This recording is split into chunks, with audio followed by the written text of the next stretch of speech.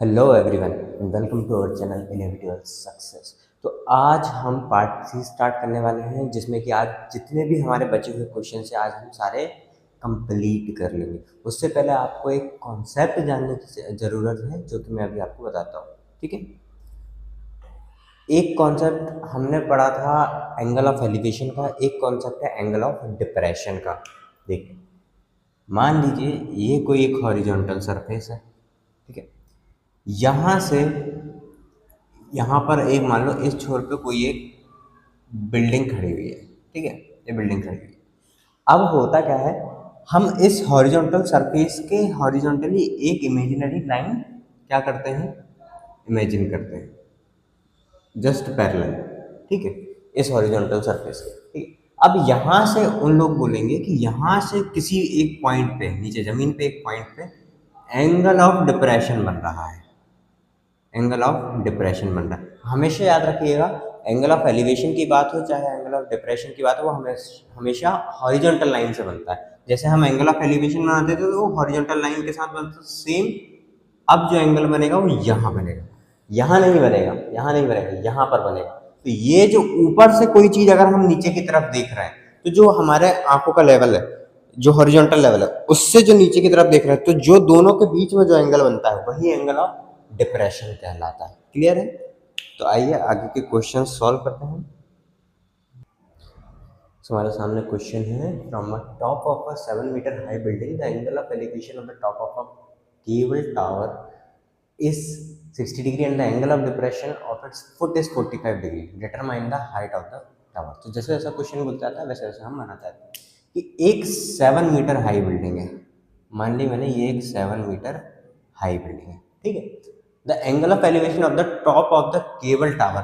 तो हम एक केबल टावर बनाते हैं, मान लीजिए ये हमने एक केबल टावर बनाया। ठीक है, इसके टॉप पर ये मैं इसके पैरेलल एक लाइन ड्रॉ कर लेता हूँ ताकि एंगल ऑफ एलिवेशन ड्रॉ करने में इजी हो। तो इसके टॉप पर जो एंगल ऑफ एलिवेशन बन रहा है, इसके टॉप पर जो एंगल ऑफ एलिवेशन बन रहा है वो कितना बन रहा है, 60 डिग्री बन रहा है। ठीक है, नेक्स्ट उन्होंने बोला है and the angle of depression of its foot is 45 degree. और इस टावर के फुट पर जो एंगल ऑफ डिप्रेशन बन रहा है, मतलब यहाँ से कोई अगर नीचे देखे तो ये जो एंगल बन रहा है वो बन रहा है 45 डिग्री का। ठीक है, अब एक छोटा सा कॉन्सेप्ट और, अगर दो पैरेलल लाइंस, ठीक है, उनके बीच में ये अगर ट्रांसवर्सल लाइन है, अगर ये एंगल थीटा है तो ये एंगल भी थीटा होगा। सिमिलरली अगर ये एंगल एक्स है तो ये एंगल भी एक्स होगा। इनको हम बोलते हैं अल्टरनेट इंटीरियर एंगल्स। ठीक है, सो एक बात का ध्यान रखिए कि अगर ये 45 डिग्री बन रहा है तो यहाँ पर भी कितना बन रहा होगा, 45 डिग्री ही बन रहा होगा। चाहो तो आप इस वाले ट्रायंगल से भी कर सकते हैं, यहाँ पर भी 90 डिग्री बन रहा है, कोई इश्यू नहीं है। तो हम इसको नाम दे देते हैं P Q R S T. ठीक ना, हमें क्या निकालना है, टावर की हाइट निकालना है, मतलब हमें टी आर निकालना है।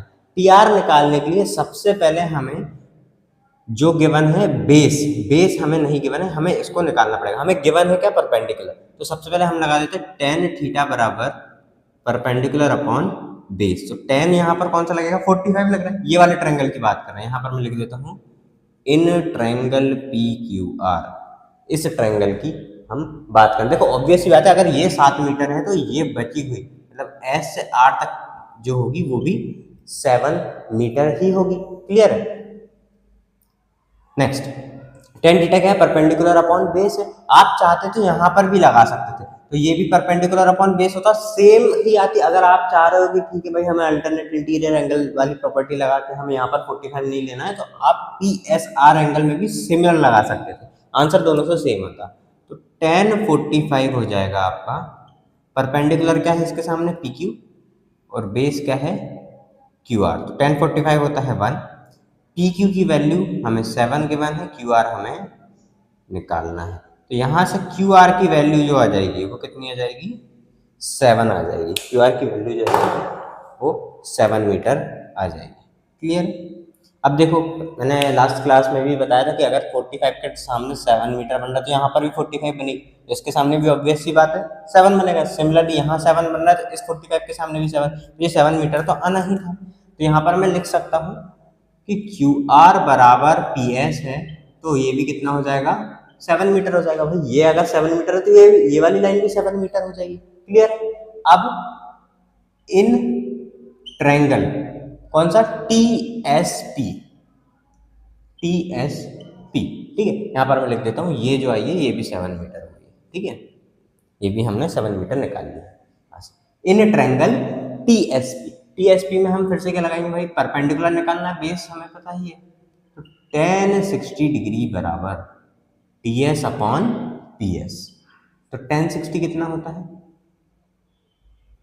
√3, √3 equal to T S upon P S, कहाँ गया, पी एस की वैल्यू है 7, तो टी एस की वैल्यू यहाँ से क्या आ जाएगी, टी एस बराबर हो जाएगा 7√3 मीटर। बट ये आपका आंसर नहीं, आपसे पूछा क्या था, height of the tower, tower की हाइट पूरी क्या है, टी आर है, तो टी आर बराबर कितना होगा, T S plus S R, T S plus S R या आर एस जो भी आप बोल रहे हो, ठीक। टी एस की वैल्यू है 7√3, एस आर ऑलरेडी गिवन है 7, आप यहाँ से क्या 7 कॉमन कर लेंगे तो आपके ब्रैकेट में बचेगा √3 प्लस 1, यही आपका आंसर हो जाएगा।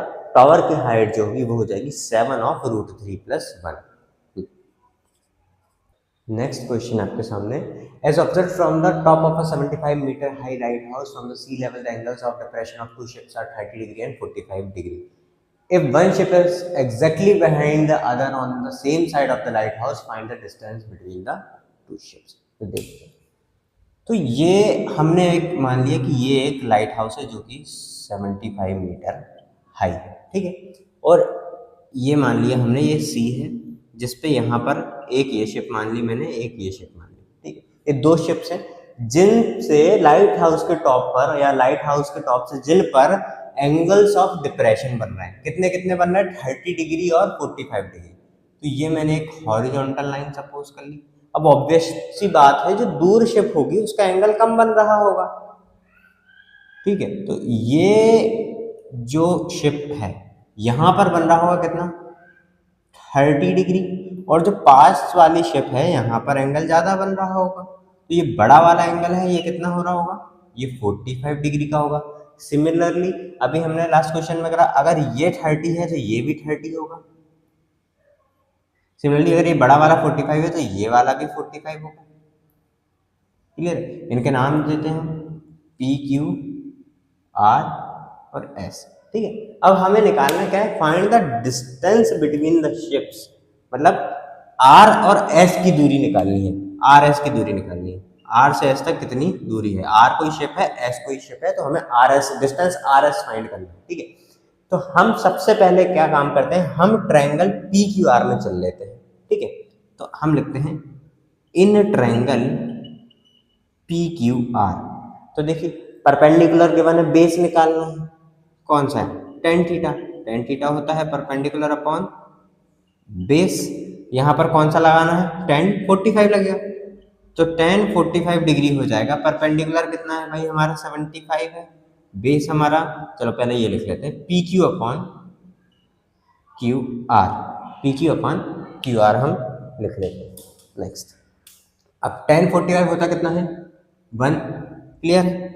पी क्यू की वैल्यू कितनी है 75 मीटर गिवन है, क्यू आर हमें निकालना ही है, क्यू आर की वैल्यू भी ऑब्वियसली कितनी आ जाएगी, क्यू आर बराबर भी हो जाएगा 75 मीटर। नेक्स्ट, अब हम चलते हैं बड़े वाले ट्रायंगल में, in triangle, in triangle P Q S, P Q S, वही परपेंडिकुलर बेस में रिलेशन है, यहाँ पर अब 30 डिग्री है तो टेन 30 डिग्री हो जाएगा P Q upon Q S, P Q upon Q S.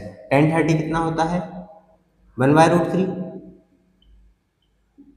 P Q 75, Q S हमें निकालना ही है, तो क्यू एस की वैल्यू आ जाएगी यहाँ से 75√3 मीटर, ठीक है। अब बची हुई क्या, हमें एग्जैक्ट चाहिए क्या था, हमें निकालना क्या था, आर एस निकालना था। आर एस कहाँ कैसे आएगा, आर एस की वैल्यू कैसे आएगी, जब मैं ये बड़ी वाली में से ये वाली माइनस कर दूंगा तो आर एस आएगी, तो मैं ये लिख सकता हूँ ना आर एस बराबर जो होगा वो होगा Q S minus Q R, Q S minus Q R. ये बड़ी वाली में से ये वाली माइनस कर दी तो ये मिल जाएगी हमें। तो क्यू एस कितना है हमारा 75√3 माइनस क्यू आर कितना आया था हमारा 75, दोनों में से क्या कॉमन ले लेंगे 75, तो ब्रैकेट में बचेगा √3 माइनस 1, यही आपका आंसर हो जाएगा 75 ऑफ √3 माइनस 1 मीटर्स। ये आपकी दोनों शिप्स के बीच की क्या जाएगी डिस्टेंस आ जाएगी। क्वेश्चन है हमारे सामने, 1.2 metre tall girl spots a balloon moving with the wind in a horizontal line at a height of 88.2 metre. इसमें आपको डायग्राम भी बना हुआ है। तो 88.2 मीटर फ्रॉम द ग्राउंड, तो ये जो बलून उड़ रहा है मान लीजिए 88.2 मीटर हाइट पे उड़ रहा है ग्राउंड से, ठीक है, ये ग्राउंड से 88.2 मीटर हाइट पे, ठीक है। The angle of elevation of the balloon from the eyes of the girl at any point is 60 degree. कोई पॉइंट यहाँ पर, यहाँ से ये जो गर्ल खड़ी है इसकी आंखों से एंगल ऑफ एलिवेशन बन रहा है 60 डिग्री, मतलब ये बड़ा वाला एंगल, ठीक है।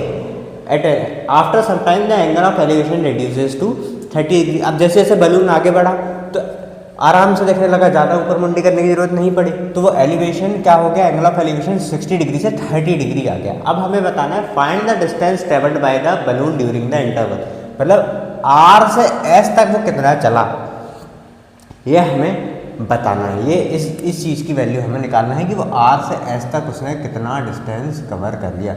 एक और चीज़ आपको गिवन है कि जो लड़की है वो 1.2 मीटर है, तो मान लीजिए अगर ये हाइट 1.2 मीटर है, ठीक है, नहीं इतनी है ना लड़की की हाइट, ये 1.2 मीटर है तो ये भी 1.2 मीटर है, और 88.2 क्या है पूरी की पूरी है।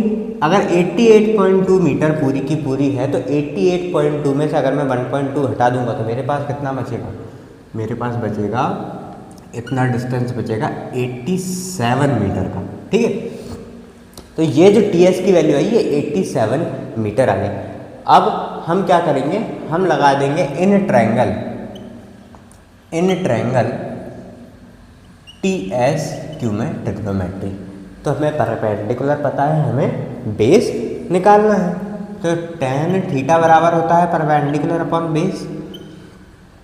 यहाँ पर थीटा क्या है, टी एस के लिए क्या है, कम वाला है, दूर वाले की बात कर रहे हैं हम टी एस क्यू की बात कर रहे हैं, तो 30 डिग्री का है वहाँ पर, तो tan 30 डिग्री की वैल्यू हो जाएगी हमारे पास टी एस अपॉन बेस कितना हो जाएगा क्यू एस, ये पूरा बेस निकल आएगा हमारा, ठीक है। tan 30 होता है 1/√3, टी एस है 87, क्यू एस हमें निकालना है, तो क्यू एस बराबर हो जाएगा 87√3 मीटर, 87√3 मीटर आपका क्यू एस की वैल्यू जाएगी। नेक्स्ट अब हम चल लेते हैं ये छोटे वाले ट्रायंगल में, ठीक है। तो in triangle P R Q, ठीक है। अब देखो टी एस जितनी ही उतनी ही पी आर होगी। अब उन्होंने ऐसा कुछ तो बोला नहीं कि बलून और ऊपर चला गया नीचे गया, वो सीधे सीधे हॉरिजॉन्टल लाइन पे सामने की तरफ ट्रेवल करता जा रहा है। तो हमें पता है कि भाई टी एस जो है वही कितना होगा, पी आर होगा, तो उसकी वैल्यू भी कितनी होगी 87 मीटर होगी। तो in triangle P R Q में हम क्या लगा देंगे, फिर से tan थीटा की वैल्यू निकालेंगे। तो अब यहाँ पर हमें ज़रूरत किसकी, tan 60 डिग्री की है। बड़े मतलब ये छोटे वाले ट्रायंगल में बड़ा एंगल बन रहा है tan 60 डिग्री, जो कि है P R upon Q R के equal, P R upon Q R के इक्वल। तो tan 60 डिग्री कितना होता है, tan 60 डिग्री कितना होता है, √3 होता है। √3 बराबर कितना हो जाएगा, पी आर हमें कितना गिवन है 87 गिवन है, अपॉन क्यू आर हमें क्या है निकालना है,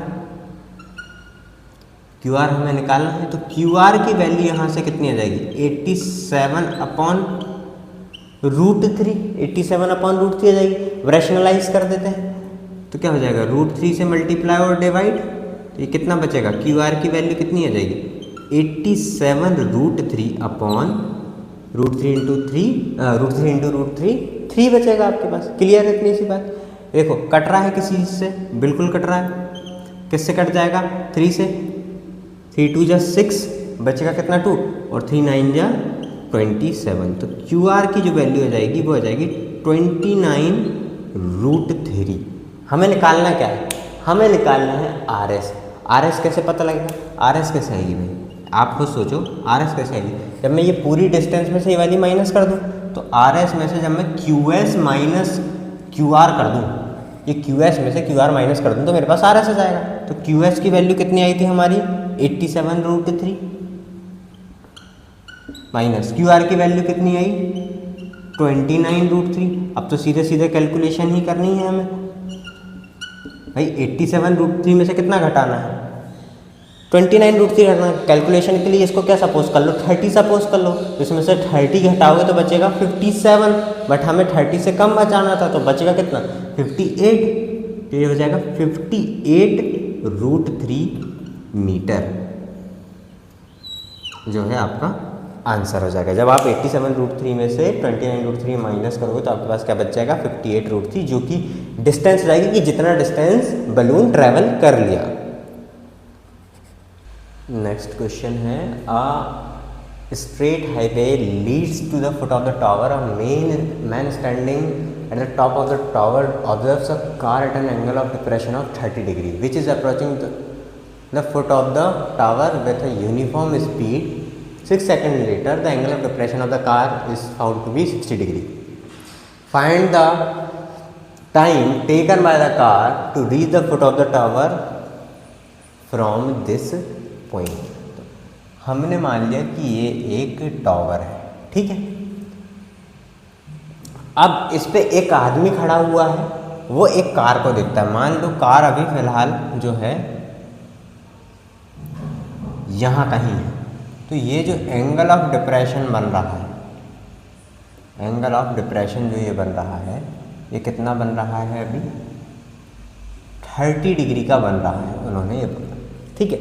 अब जैसे जैसे कार क्या हो रही है? पास आती जा रही है, टावर के पास आती जा रही है, तो एक तो क्या है? यूनिफॉर्म स्पीड से आ रही है। यूनिफॉर्म स्पीड का मतलब है ना स्पीड कम हो रही है ना बढ़ रही है। जितनी स्पीड से चल रही है, मतलब 60 की अगर स्पीड पकड़ ली तो 60 की स्पीड से आ रही है, फॉर एग्जाम्पल बात कर रहा हूँ, है ना। तो सेम यूनिफॉर्म स्पीड से आती जा रही है। 6 सेकंड बाद क्या हुआ? 6 सेकंड बाद कार यहाँ कहीं आ चुकी होगी, तो यहाँ पर जब आ गई तो एंगल ऑफ डिप्रेशन कितना हो गया? यहाँ पर आने के बाद 60 डिग्री का हो गया। कितना हो गया? 60 डिग्री का हो गया।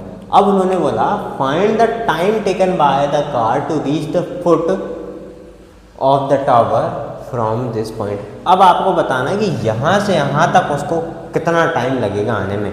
यहाँ से यहाँ तक आने में तो कितना टाइम लगा? 6 सेकंड लगा ही है। उन्होंने बोला है P, Q, R and S। उन्होंने बोला है S से R तक आने में उसको 6 सेकंड टाइम लगा, ठीक है। उन्होंने बोला R से Q तक आने में उसको कितना टाइम लगा, ये आपसे पूछा गया। तो पहले तो हम ये बना लेते हैं, तो ये भी 30 डिग्री का हो जाएगा और ये 60 डिग्री का हो जाएगा, ठीक है। नेक्स्ट, अब और कुछ तो हमें गिवन है नहीं, केवल हमें इतना ही गिवन है। तो हम हमारे मन से एक वैल्यू ले रहे हैं। हम मान ले रहे हैं ये जो है इसकी हाइट जो है x मीटर की है, टावर की हाइट जो है वो x मीटर की है, ठीक है। नेक्स्ट, अब आप ध्यान दीजिए इस ट्रायंगल में, देखो बड़े वाले ट्रायंगल में आप देखो, इन ट्रायंगल PQS हमें परपेंडिकुलर पता है, बेस निकालना है। तो tan थीटा बराबर ही होता है परपेंडिकुलर अपॉन बेस, और tan कौन सा लगेगा? बड़े वाले ट्रायंगल में 30 डिग्री लगेगा। तो 30 डिग्री की वैल्यू हो जाएगी, परपेंडिकुलर है PQ, बेस है QS। क्लियर है? PQ upon QS। अब 30 डिग्री की वैल्यू कितनी होती है? 1/√3 बराबर PQ कितना है? हमने x माना है, हमने माना है let PQ equal to x metre, ये हमने माना है, ठीक है। x अपॉन QS तो हमें निकालना ही है। तो QS की वैल्यू यहाँ से आ गई √3x। कितनी आ गई? √3x। नेक्स्ट, अब हम चल लेते हैं ट्रायंगल PQR में, ठीक है। PQR में, इन ट्रायंगल PQR यहाँ पर भी tan 60 लगाएंगे, तो tan 60 डिग्री बराबर हो जाएगा कितना? PQ upon QR। P Q upon Q are. तो tan 60 की वैल्यू होती है √3, पी क्यू एक्स है, क्यू आर तो निकालनी है। तो क्यू आर बराबर हो जाएगा x अपॉन √3, रैशनलाइज करेंगे √3 से मल्टीप्लाई डिवाइड होगा, तो क्यू आर की वैल्यू हो जाएगी √3x अपॉन 3। ठीक है, क्लियर है। अब देखिए हमें ये डिस्टेंस पता है, ये डिस्टेंस पता है, तो हम क्या डिस्टेंस निकाल लेंगे, आर एस निकाल लेंगे। इससे फ़ायदा क्या होगा, हमें इसका टाइम गिवन है कि ये 6 सेकंड चली। जब इसका टाइम गिवन है तो इस टाइम से हम स्पीड निकाल लेंगे अगर हमें डिस्टेंस पता लग जाए। तो आर एस की वैल्यू क्या होगी, आर एस की वैल्यू हो जाएगी हमारे पास क्यू एस में से जब मैं क्यू आर घटा दूंगा, Q S minus Q R. तो आर एस बराबर हो जाएगा कितना, क्यू एस कितना आया था हमारा √3x माइनस क्यू आर कितना आया है हमारा √3x अपॉन 3। ठीक है, एलसीएम लोगे तो वो हो जाएगा आर एस बराबर 3√3x minus √3x whole upon 3। Clear है इतनी सी बात। अब 3√3 में से √3 माइनस करोगे तो कितना बचेगा, 3√3x में से √3x माइनस करोगे तो 2√3x बचेगा। तो आर एस बराबर हो जाएगा 2√3x अपॉन 3। अरे मान लो मैंने बोल दिया √3x पूरा का पूरा a है, a के बराबर है, तो 3a माइनस a कितना होगा, 2a होगा ना, तो वही तो लिखा मैंने 2√3x अपॉन 3। ठीक है, ये क्या आ गई हमारे पास, आर एस की डिस्टेंस आ गई। अब हमें पता है स्पीड बराबर क्या होता है, स्पीड बराबर होता है distance upon time, distance upon time. तो स्पीड की वैल्यू, डिस्टेंस कितना है हमारे पास 2√3x अपॉन 3 और टाइम कितना है 6 सेकेंड्स, टाइम कितना 6 सेकेंड। तो 2 से ये 3 बार में कट जाएगा। ठीक है, ये क्या बचेगा √3x अपॉन 3 जा 9। ये जो आई ये क्या आई, ये स्पीड है और ये काय में आई होगी, मीटर पर सेकंड में आई होगी। क्यों, क्योंकि ये हमने मीटर में लेके चला, x हमने मीटर में लिया है और टाइम हमें सेकंड में गिवन है। तो स्पीड हमारी आ गई √3x अपॉन 9 मीटर पर सेकंड। नेक्स्ट, अब हमसे बोला गया है Q से R तक चलने में उसको टाइम क्या लगा। सेम फिर से यही फॉर्मूला लगा देंगे, speed equal to distance upon time वाला, सेम टू सेम यही फॉर्मूला लगाएंगे हम। ठीक है, यहाँ से बस अब हमें टाइम निकालना है तो टाइम की वैल्यू रख देते हैं। तो टाइम बराबर हो जाएगा, क्या हो जाएगा टाइम बराबर डिस्टेंस अपॉन स्पीड, यही तो होगा टाइम का फॉर्मूला क्या होगा, डिस्टेंस अपॉन स्पीड। और अभी मैंने आपसे बोला था स्पीड क्या है, यूनिफॉर्म है। जैसे अभी एग्जांपल जैसे 60 की स्पीड में चल रही है तो सेम चल रही है, तो यहाँ पर स्पीड कितनी आई √3x अपॉन 9 मीटर पर सेकंड आई थी, ये तो चेंज होनी नहीं है। ठीक है, डिस्टेंस अब हमें पता है, अब किसकी निकाल रहे हैं हम, QR की बात कर रहे हैं, हम QR की बात कर रहे हैं। तो डिस्टेंस QR का कितना है हमारे पास, √3x अपॉन 3 है हमारे पास। ठीक है, कितना है डिस्टेंस, √3x अपॉन 3, इसी डिस्टेंस की बात कर रहे हैं ना हम। तो इतना √3x अपॉन 3 इंटू स्पीड कितनी आई थी हमारी, चलो ठीक है, इसको पूरा का पूरा ऐसा लिख लेते हैं, whole upon √3x upon 9, √3x upon 9। Clear है, देखो ध्यान से देखो कहाँ गया हमारा डिस्टेंस, हमें कितनी निकालनी थी QR की √3x अपॉन 3 और स्पीड कितनी आई थी हमारी √3x अपॉन 9। तो मैंने अब क्या काम करा, बस सीधे सीधे वैल्यू रख दी। अब ध्यान से देखोगे, चलो एक स्टेप और बढ़ा लेते हैं, तो ये हो जाएगा 9 अपॉन √3x, यही होगा। ठीक है, तो √3x से √3x तो कट ही जाना है और 3 जा 9, तो क्या आ गया आपके पास, टाइम आ गया आपके पास 3 सेकेंड्स, जो कि आपका टाइम हो जाएगा R से Q तक उस कार को आने में जो टाइम लग रहा होगा वो कितना होगा, 3 सेकंड। ठीक है, S से R तक आ गई 6 सेकंड में, अब R से Q तक आई कितने सेकंड में, 3 सेकंड में वो आ जाएगी। क्लियर है। इसी के साथ हमारी ये एक्सरसाइज भी कंप्लीट होती है एज वेल एज ये चैप्टर भी कंप्लीट होता है। इस चैप्टर के जितने भी क्वेश्चंस हैं आप एक बार खुद से भी ट्राई करें, स्टार्टिंग टू एंड तक पूरे के पूरे क्वेश्चंस खुद से ट्राई करें। ठीक है, उसके बाद आपको अगर कहीं रेफरेंस बुक से अगर कुछ क्वेश्चंस ट्राई करना है, बेस देखिए सेम बेस यही रहना है, एंगल ऑफ एलिवेशन यही रहना है, लाइन ऑफ साइट यही रहनी है, एंगल ऑफ डिप्रेशन यही रहना है, बस वैल्यूज चेंज हो के आपके पास क्वेश्चंस आती रहेंगी। क्लियर है? ठीक है, मिलते हैं नेक्स्ट वीडियो में, तब तक के लिए टेक केयर।